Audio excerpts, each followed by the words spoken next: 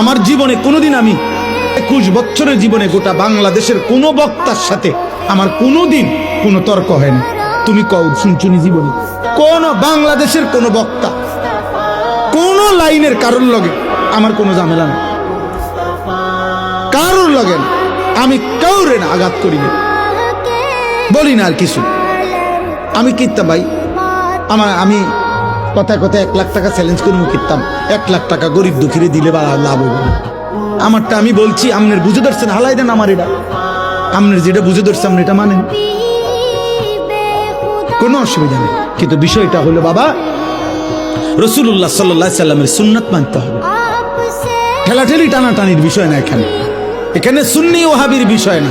আপনি সুন্নি ওয়াহাবি বাদ দেন, আপনি শুধু এটা মিলান যে হুজুর আমি আমার জায়গা থেকে রাসূলুল্লাহ সাল্লাল্লাহু আলাইহি সাল্লামের একটা সুন্নাত আমি আমল করতেছি, যে